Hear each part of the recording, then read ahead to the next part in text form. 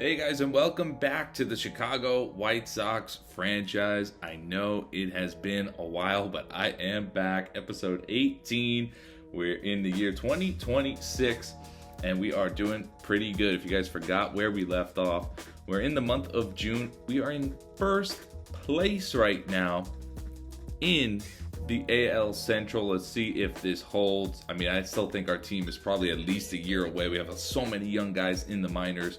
I'm going to go through where we are here in a second, but as you can tell from the title, we are going to call up our number one prospect in this episode. As you see, we are only a half game up on the Minnesota Twins, so it's not like we're running away with the division, not by any means. I mean, we are 8 up from the Royals, who are in third, and we are looking good for a wild card spot right now. So it's going to be us and the Twins for the AL Central, looks like, the whole way through. Let's just recap to see how everyone's doing. Vaughn Grissom's batting .261 with 5 homers.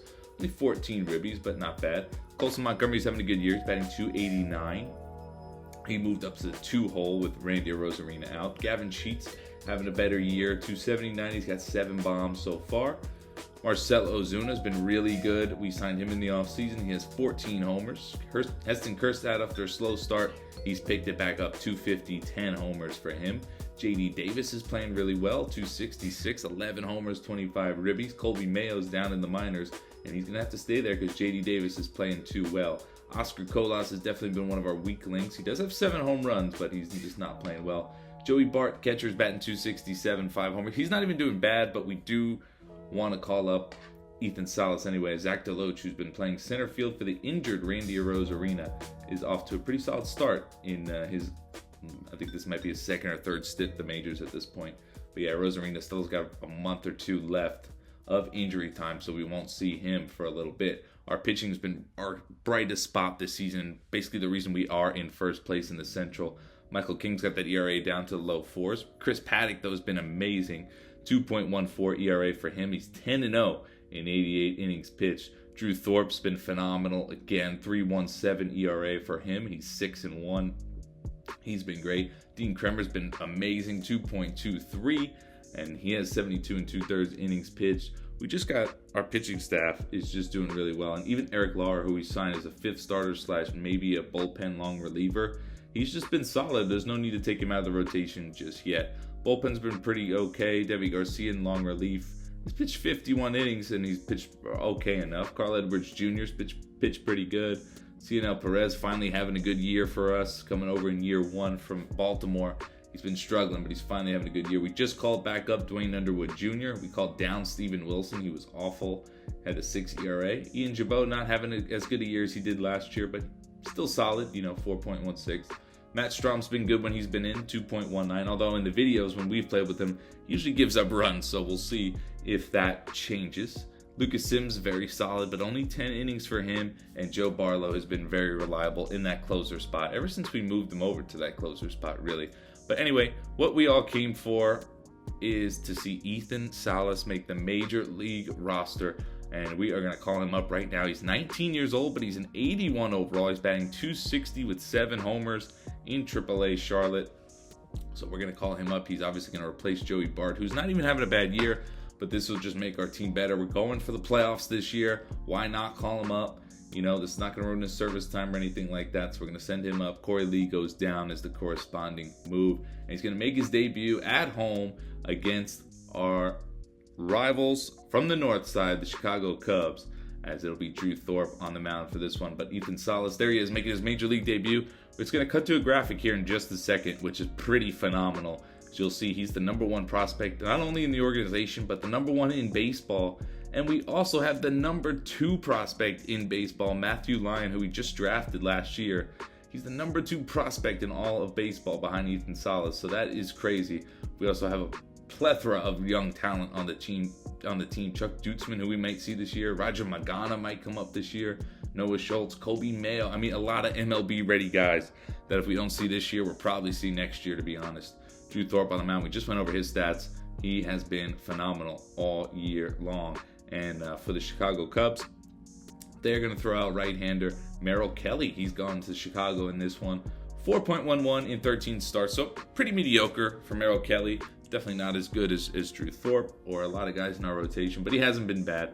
4-1-1 in this game is solid. Leading off the game is Vaughn Grissom for the bottom half of the first, and he's going to draw 3-2 walks. So leadoff walks are never good. See if we can get something out of it. Colson Montgomery up next, the 3-2 on him, and he's going to hit one down the right field line. Right fielder's going to it. I think that's Seiya Suzuki. He's not going to get there. One hops up against the wall in the corner. Vaughn Grissom had to pause because he wasn't sure if he was going to get it. He was on the move too, but he stops and goes to third. It's a no out double, second and third, nobody out for Gavin Sheets. Another 3-2 count. He's going to chop this one to short.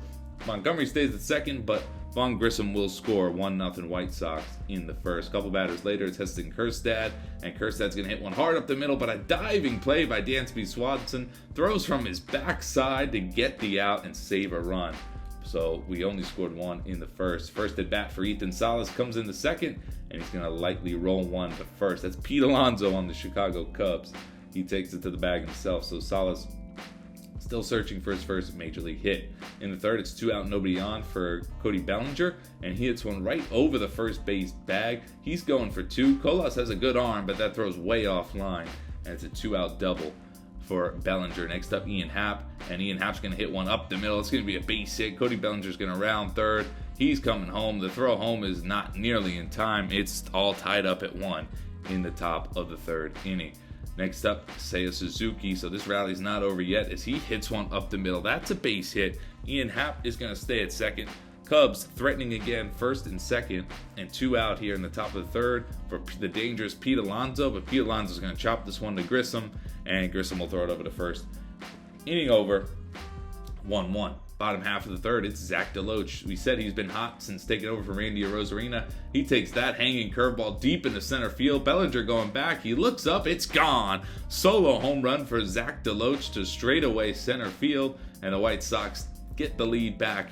It's 2-1. It's a second home run since coming up for the injured Randy Arozarena. So he has been solid, but we definitely miss Arozarena. Next at bat for Ethan Salas. Can he finally find his first hit? He chops one on the left side, but Dansby Swanson is there to backhand it and flip to second for the out.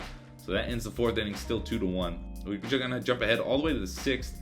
It's Drew Thorpe striking out Pete Alonso. He's trying to get through 6 innings, 103 pitches he's at. We're going to go to his 106th pitch. That's going to get him out of the 6th inning. Line drive right to Colson Montgomery. 6 innings, 1 earned for Drew Thorpe. Another very, very solid start. Bottom half of the 6th, it's Gavin Sheets unloading on one. That one's crushed to right center field. No doubt about it. Halfway up the stands out there in right center. 3-1. That is number 8, I believe, for Gavin Sheets. That one was crushed. 400 feet. 101.9 off the bat. 3-1 White Sox. Ethan Salas still looking for that first hit, and he's going to go down looking. Inside sinker. That was actually a nasty pitch right on the black. And it was a sinker as well. So still 3-1. In the 8th, it's Matt Strahm. We talked about how he was doing well, but always gives up runs on the video. Well, same looks like it might hold true here, as that's a double from Seiya Suzuki. Runner from first, rounds third. He's going home, and he is safe. Ian Happ scores. It's 3-2, 1-run game here. Strahm still in trouble in the 8th. Runner on second, 1 out for Pete Alonso. Gets him swinging on the high sinker. So Pete Alonso hasn't done much this game. That's a strikeout. We leave Strahm in to get Christopher Morel, and he gets him on a beautiful off-speed pitch, bottom of the zone to end the 8th. It's 3-2 going into the bottom of the 8th. 2 out, nobody on for Gavin Sheets. Already has 1 homer, and he's going to blast this one, this time to left center. Pretty much dead center, but a little to the left there. And that one is crushed. 4-2 White Sox. The second of the game for Gavin Sheets. Home run number 9, as that one doubles the lead. 4-2 White Sox in the 8th. Next up, Marcell Ozuna. 2-2 count on him, and he's going to hit one deep into right center field. No one's going to get there, that's for sure. Does it have the distance? It does. It's out of there. Gets to about the 3rd row out there in right center field. Back-to-back jacks for the White Sox with 2 outs in the 9th. And now it's a 5-2 lead. Number 15 for Marcell Ozuna. We would call on Joe Barlow to get the close, and he would make easy work of the Cubs in the 9th. And we win this one 5-2. Great start from Drew Thorpe. Ethan Salas' Major League debut was kind of a dud. He didn't really do much. He doesn't really do much this whole episode, to be honest with you, unfortunately. But give him some time. He'll be fine. Jumping ahead to versus the Phillies. 41-30 for them. 46-25 for us. So Phillies are doing good, but we are doing better. We're going up against Aaron Nola in this one, 3.57 ERA, not bad at all. As in the first, we got one out, nobody on for Colson Montgomery, and he's going to draw a walk, so that curveball can't find the zone. So it's a 1-out walk. Marcell Ozuna, a couple batters later, 2 out now, guy on first, and he's going to hit one to right field. That's a base hit. Drops in front of the right fielder. First and second, 2 out here. Big hit, and we can get a run here in the first inning. It's Heston Kjerstad, who's been pretty hot lately, and he's going to take this hanging curveball into the gap to right center field. No one's going to get there. Don't even know why the right fielder dove. He wasn't even close. You guys might as well. Run scores. Ozuna rounds third. He scores. It's a 2-out, 2-run double for Heston Kjerstad, and the White Sox lead 2-0 in the first. J.D. Davis looking to add on, but he strikes out swinging on that curveball. So just 2-0. We give Chris Paddack a nice 2-run lead, and he's been absolutely balling. He was 10-0 to start, but now he's 10-1. 2.3 ERA, though. He's been pitching phenomenal. Bottom of the second, Alec Bohm up. 1 out, nobody on. He gets him strikeout swinging. So Chris Paddack has just been amazing all season long. Remember, him and Michael Young came over in both similar deals. I think they were both 5-year deals each. One was for $50 million, one was for $55. And Michael Young is just now settling. Mike Young is not, I said Michael King, excuse me. I'm thinking Michael Young, sorry. Michael King, he's just now settling down and pitching better. But Chris Paddack has been great from the go. In the fifth now, we got 1 on, 1 out. It's Gavin Sheets. He's going to poke one over the third base bag opposite field. I don't see him doing that much. So it's first and second, 1 out here in the top of the fifth, and it's Heston Kjerstad, who's already done some damage. Coming to the play. Oh, excuse me. No, it's Marcell Ozuna. He's going to go down, try to check his swing, but that looked like it was in the zone. Strike 3 called regardless for him, but Heston Kjerstad up now, looking to do some damage and looking to stay hot. Pitch 108 in the fifth inning from Aaronola is absolutely smoked in the gap. No one's catching it. It's going to clear the wall. 3-run home run. His fifth RBI of the day. It's a 3-run shot for Heston Kjerstad, 12th of the season. He's got all 5 RBIs tonight. 5-0. Here he is again. He's about to get his 6th RBI. Rips one over the head of the right fielder. Runner's going to score from second. This is in the 7th inning. That would be our next highlight. 6-0. Heston Kjerstad with all 6 RBIs. Little mess up there with the controller. I didn't even realize he was headed for third, so he gets thrown out. So that rally's cut short. But nonetheless, another extra base hit, another RBI for Heston Kjerstad. He was phenomenal. Speaking of phenomenal, Chris Paddack, 7 innings. He's going to go 7 shutout as he gets Alec Bohm to line to second. 7 shutout innings for Chris Paddack. That's just going to help his already stellar ERA. He's going to go to 11-1 in this one, as it was Dwayne Underwood Jr. in the 9th to close things out. He was actually getting hit around a bit. Base hit, scores another one. That would be the second run that scored in the inning. 6-2. Getting a little scary because a home run makes it a 1-run game, but he gets Christian Bethancourt to fly to left. And of course, it is Heston Kjerstad who has all 6 RBIs tonight to close this one out. So we pick up a win against the Phillies. As I'm going to get a drink of water here. Man, it's been a while since I've done a video. I forgot how winded these things can make me. Anyway, we're moving on to Texas. Last game of this episode. Texas off to a bad start this season. Very mediocre, 38-41, which is surprising because in our last franchise, in our Mets franchise, Texas was always had the best team on paper, so that's kind of crazy. Anyway, Jack Leiter on the mound. He's not special at all, 4.52. Michael King on the mound for us, who's got the ERA down even more now, 3.71. So he's just been pitching really good lately. Started off slow, but he's been great. First highlight in this one's not till the bottom of the 4th. It's Taveras ripping one the opposite field all the way into the corner. It's going to be a leadoff double for Texas as they are in business in the 4th inning. Michael King was cruising along. The first 3 was perfect through 3, and then Leody Taveras just hit a double there. Ezekiel Duran up next. He lines one, but Gio Urshela's right there to snag it before it goes in the outfield. That's a base. That's 1 out. Next up, Corey Seager. He's going to hit one hard in the center field, but right at Zach Deloach. Runner's going to stay at second. So we're looking to strand this runner at second here in the 4th. Can Michael King get out of this thing? It's Adolis Garcia up next. The 1-1 is hit hard in the left center field. Deloach on the run. Is he going to get there? He is. He makes a nice play on the run to save a run. And we're going to the 5th. No score. Heston Kjerstad's done a lot of damage this video. He rips one deep to right field. Does this have enough? It does not. It's off that tall wall in right field, but it's a leadoff double in the top of the 5th, and another extra base hit for Kjerstad. I just absolutely love playing with this guy. Ethan Salas up next with a man in scoring position, but he's going to lightly chop one up the middle. Corey Seager will put him away, but at least he gets the runner over. Still haven't got a hit with him on video. So that is struggling with him on video. Gio Urshela, though, next up, and he crushes a hanging slider into left. Gio getting a spot start today, and he is not missing on his opportunity. That one was absolutely crushed. 2-run shot. It's 2-0 White Sox, and that is his 8th home run of the season. For a guy who only really plays against lefties, he's been doing good. In the 6th here, we got a guy on first, one out for Gavin Sheets. He's going to bounce one up the middle to base hit. We're getting a Dane Dunning here. They should have probably just left Jack Leiter in there because Dane Dunning's giving up some hits. First and second, one out. Marcell Ozuna, he finds the hole to base hit.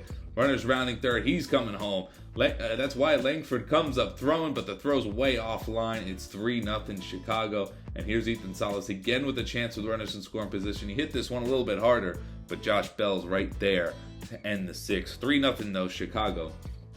Going into the bottom of the 6th inning.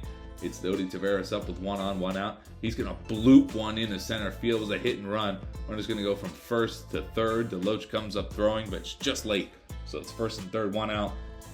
Keep Michael King in this game and try to get through the 6th. Only at 90 pitches, but Ezekiel Duran takes him deep, way out of here. That looks like it's headed for the upper deck, and it is. Second deck, 3-run game-tying shot for Ezekiel Duran. And Michael King, who was pitching really good, just they got to him in that 6th inning. This game is tied. That would be it for him. Ian Jabot would come in, give up a couple hits, and then this one, Gio Urshela needs to make that play. Didn't look like he needed to really dive.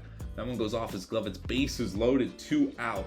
So the Texas is threatening. It's Josh Bell, 2-2 count. He goes down swinging at a nice inside cutter from Ian Jabot. Gets out of the jam, still tied at 3. Top of the 8th. Now we got 1 on, 1 out for Gavin Sheets. He's going to hit another base hit. He's been red hot this episode. And now it's first and second, 1 out. So we got a rally forming here in the top of the 8th to try to do something. Marcell Ozuna, he's going to hit one fairly deep in a right field. Looks like Adolis Garcia's got this run down. Runner will tag from second to third. So we got first and third, 2 out for the hottest hitter on this team, really. Heston Kjerstad, exactly the guy I would want up. 1-1 count. He's going to hit one pretty hard, but Josh Bell snags it out of the air. That could have easily gone past him as he was holding that runner on, but nope, not the case. Bottom of the 9th, Carl Edwards Jr. Marcus Semien leading off, hits one past the diving Gio Urshela for a base hit. So leadoff base hit here near the bottom of the 9th for Texas as they try to walk things off. Next up, Josh Bell, 3-2 count. He is going to rip one up the middle, almost took the umpire's head off with it. First and second, nobody out for Carl Edwards Jr. It's a jam for Carl Edwards Jr. here in the 9th. Wyatt Langford, strike 3, fastball at the top of the zone. What are you looking for? You need to swing the bat there, kid. First and second, 1 out. Double play gets us out of this. Jonah Heim lines one just inside the line. Fair ball, and that's going to win the game. It's a walk-off base hit for Jonah Heim. And that 3-run lead we had vanished after a 3-run shot in the 6th, and then we couldn't do anything after that. Jonah Heim walks it off in the bottom of the 9th. We end up losing this one, but overall, we're still playing pretty solid. Let's see how we did at the end of June. We didn't have the best month in the world, but we didn't have a bad one. We're 53-32, so we're still playing really well. We split a couple 4-game series in between there. Lost a couple series, won a couple series. It was just kind of a mix. Had a couple sweeps in the middle. We had a sweep against Oakland, sweep against Seattle, so at least we had a pretty decent month. Not terrible, but it could have been better. However, for the standings, we did go 2 games behind Minnesota. Minnesota's on a 6-game winning streak. They won 9 out of their last 10, so they take a 2-game division lead. However, there is a bright side to this, of course, because if we look at the wild card standings, well, we are well up in that. We're the first wild card team, and the Angels are about 8 games behind us, 10 in the loss column behind us in the wild card. So we should be all right either way. No need to worry, but would be nice to win the division. We'll see. Ethan Salas' first month in the major leagues, 21 games. He's only batting .208. He does have 2 homers, 4 doubles, so a little bit of slug in there, but he's off to a very slow start. But that's to be expected. You don't really, expect everyone to get off to a hot start when they join the majors. But anyway, yeah, Salas off to a slow start. Hopefully he'll be in some more highlights going forward. I think it's just going to take some time before he gets that swing down and he starts hitting well. looking forward. We have July in the next episode. We got the All-Star break. We'll see if anyone makes the All-Star team. I expect at least a couple pitchers to get in there. We'll play. We don't know who we're going to play against. Probably St. Louis, maybe Arizona. We haven't played against them. And then wrap up the end of July, see if we make any deadline moves. We definitely won't be sellers this year. We might be buyers. We have a shit ton of prospects that we don't need all of them. We could buy and really be competitive this year, but we'll see how all that goes. I missed you guys. I hope you guys enjoyed the video. If you did, don't forget to drop a like, and I'll see you in the next one.